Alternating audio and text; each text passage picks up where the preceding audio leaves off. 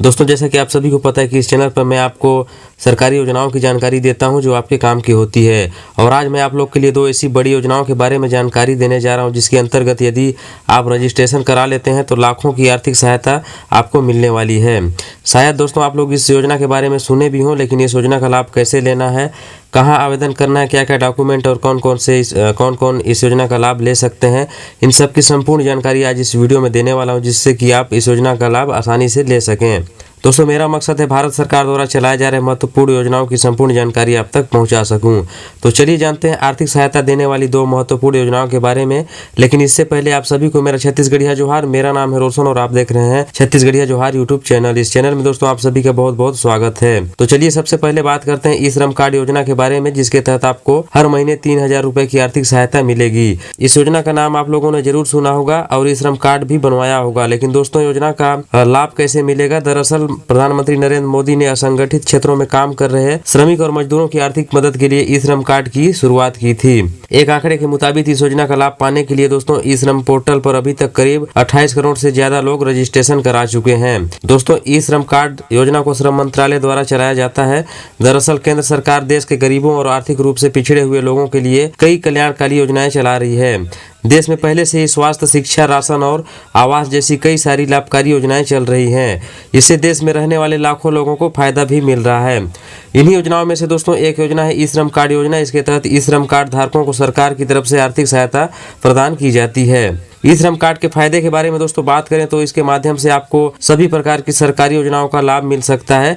भविष्य में सरकार आपको एक निश्चित राशि पेंशन के रूप में दे सकती है ताकि आपको बुढ़ापे में किसी भी प्रकार की आर्थिक संकट का सामना ना करना पड़े। अगर दोस्तों मजदूर के घर में कोई बेटा या बेटी है, अगर वह आगे पढ़ाई करना चाहता है तो सरकार उसे छात्रवृत्ति प्रदान करेगी ताकि उसकी पढ़ाई सुचारू रूप से चल सके। घर बनाने के लिए सरकार कम ब्याज में लोन भी प्रदान करती है। दोस्तों, यदि कोई मजदूर दुर्घटना में विकलांग हो जाता है तो उसे भी 1 लाख रुपए तक की आर्थिक सहायता दी जाती है।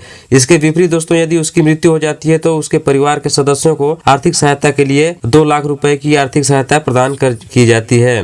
अब बात आती है कि कौन इसमें आवेदन कर सकते हैं। तो यदि आप कंस्ट्रक्शन वर्कर, प्रवासी मजदूर, कृषि श्रमिक, घरेलू मजदूर, रेजा कुली, रिक्शा चालक, ब्यूटी पार्लर की वर्कर, सफाई कर्मचारी, गार्ड, नाई, मोची, बिजली वाला, प्लम्बर आदि सभी असंगठित क्षेत्र के मजदूर ई श्रमिक आधिकारिक पोर्टल eShram.gov.in पर रजिस्ट्रेशन करा सकते हैं। वहीं दोस्तों रजिस्ट्रेशन कराने के लिए आपको EPFO मेंबर नहीं होना चाहिए। आपको किसी भी सरकारी पेंशन भोगी नहीं होना चाहिए। ई श्रम कार्ड के लिए जरूरी पात्रता की बात करें दोस्तों तो भारत का स्थायी निवासी होना चाहिए। आयु सीमा की बात करें तो 15 से 60 वर्ष के बीच की होनी चाहिए। साथ ही असंगठित क्षेत्र में काम करते ऐसे व्यक्ति इस योजना के अंतर्गत लाभ ले सकते हैं। दोस्तों, इसके लिए आप खुद ऑनलाइन आवेदन कर सकते हैं या फिर CSC सेंटर में जाकर करा सकते हैं। वहां आपको अपने साथ जरूरी दस्तावेजों में से आधार कार्ड ले जाना होगा, मोबाइल नंबर भी ले जाना होगा जो आधार से लिंक हो, मूल निवास प्रमाण पत्र भी लगेगा दोस्तों और बैंक विवरण जानकारी, इसके साथ ही पासपोर्ट साइज फोटो ले जाके वहां आवेदन कर सकते हैं। यदि आप लोग खुद ऑनलाइन आवेदन करना चाहते हैं तो नीचे कमेंट बॉक्स में आप लोग बता सकते हैं। ऑनलाइन आवेदन करने का पूरा प्रोसेस मैं आप लोग को बता दूंगा।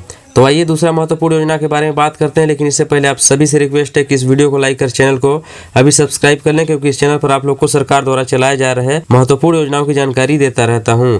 दरअसल भारत सरकार ने बेटियों के सशक्तिकरण और उनके उज्जवल भविष्य को सुनिश्चित करने के लिए 22 जनवरी 2015 को बेटी बचाओ बेटी पढ़ाओ अभियान के तहत सुकन्या समृद्धि योजना की शुरुआत की है।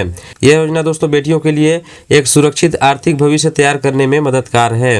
योजना के उद्देश्य की बात करें दोस्तों तो सुकन्या समृद्धि योजना का मुख्य उद्देश्य है बेटियों के लिए एक सुरक्षित आर्थिक भविष्य सुनिश्चित करना। यह योजना माता पिता को अपनी बेटियों की शिक्षा और विवाह के लिए धन बचाने में मदद करती है। साथ ही यह समाज में बेटियों के महत्व को बढ़ाने में भी सहायक है।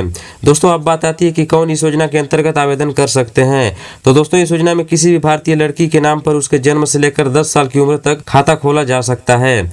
खाता खोलने के लिए माता पिता को बच्ची का जन्म प्रमाण पत्र और अपना पहचान पत्र और निवास प्रमाण पत्र लेकर नजदीकी डाकघर या अधिकृत बैंक में जाना होगा।